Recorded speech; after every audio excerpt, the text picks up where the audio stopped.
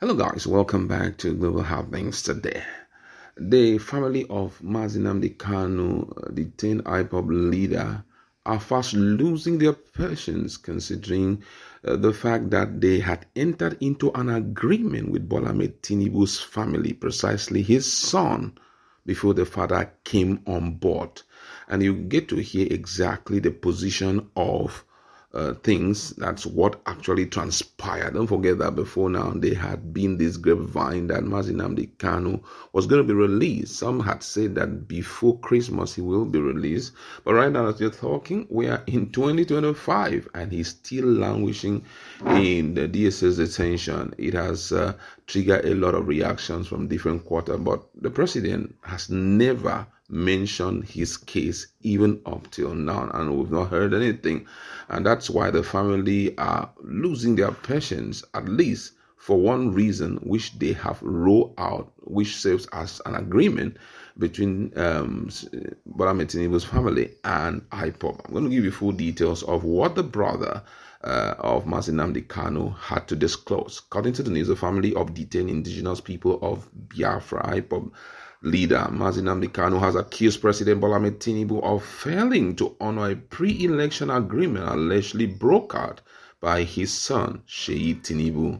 The agreement, according to Kanu's younger brother, Prince Emmanuel Kanu, involved assurances that Nnamdi Kanu would be released if Tinubu was elected president. In a detailed statement, Prince Emmanuel disclosed that Sheyi Tinubu, with his father's approval, met him in Abuja before the 2023 elections to negotiate the deal. During the meeting, IPOB reportedly agreed to forego any calls for election boycott in exchange for Kanu's release once Tinubu assumed office.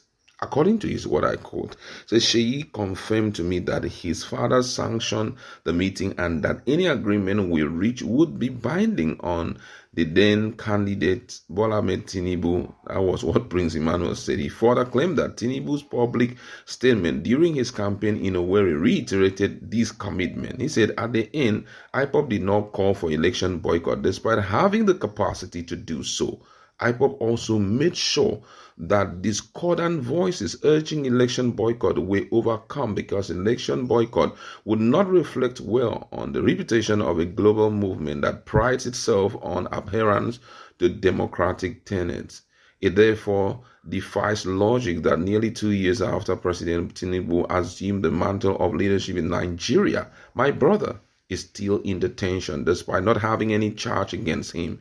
It's been over 3 months now that Justice Binta Nyako recalls herself from the case, yet no new judge has been assigned the case. This is on top of the fact that the appeal court has earlier discharged him of the sham charges and ordered his release, which the previous regime of Buhari declined to obey. Supreme Court determination that his bail ought not to have been revoked has been ignored by the court and the government. The latest insult is that Abuja courts of all persuasions are no longer willing to determine the case of Nnamdi Kanu on merit, but are rather relying on ludicrous and inapplicable technicalities to stall the timely determination of his cases. The truth is that Nigerian courts cannot and will not and do not have both the substantive and procedural jurisdiction to try him. His detention is without the backing of any known law in Nigeria or elsewhere in the world. It is a shame that those who claim to be men of honor cannot honor their words.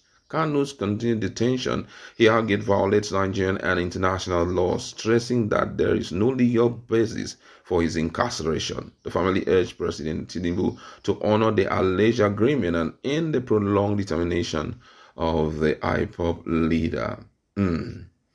This is really, really serious. And for me, is it coming on time? I don't think it's coming on time, because this issue would have been long. It shouldn't have been an agreement that is without document or possibly without a video. If Sheyi Tinubu came up with that, for them to discuss, at least it would have been put under camera, because right now Sheyi Tinubu would not own up to such At least the father is enjoying himself. But most Ndibos are saying that he may likely be a tool for political gain in the future, while some believe that what is going on is actually the handiwork of some persons who wants to go for a second term. That some of the governors want to go for a second term. That some of them also, they want to keep him there until they are given certain things. I don't know why this is still staggering, but however, the brother has let the cat out of the bag.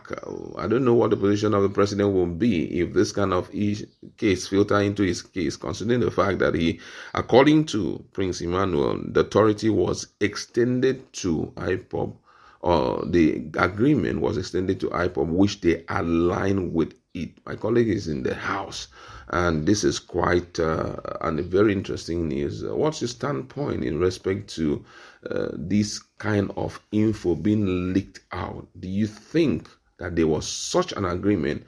And if there were, or if there was such an agreement, why is the president not aligning with it? Do you think it's all targeted at 2027?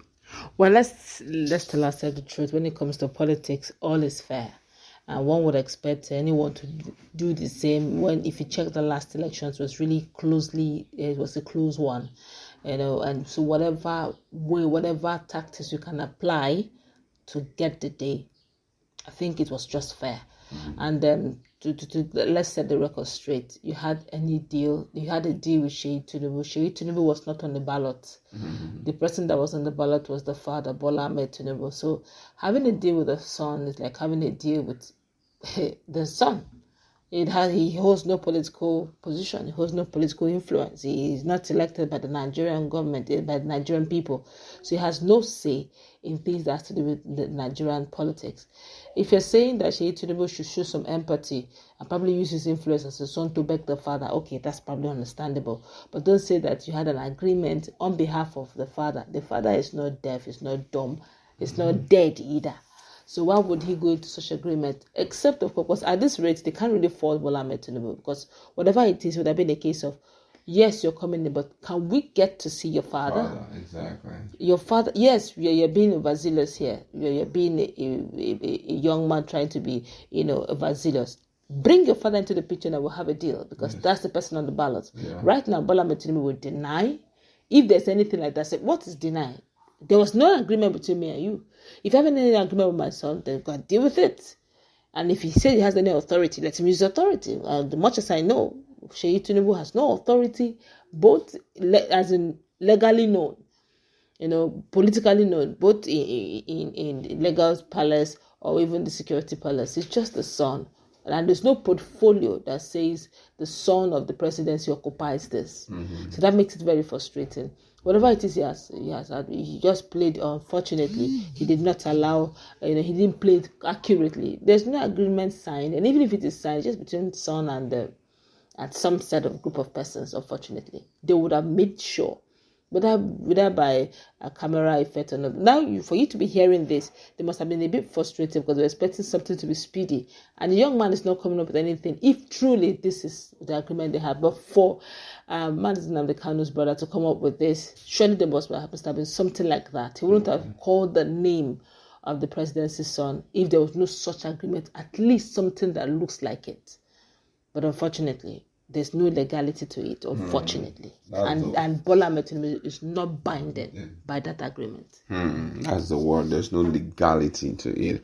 All right, let's wait to see if Sheyi Tinubu will give them that benefit of the doubt by responding to this strong allegation. Because for me, this is quite a strong allegation. Let's hope he would mention it.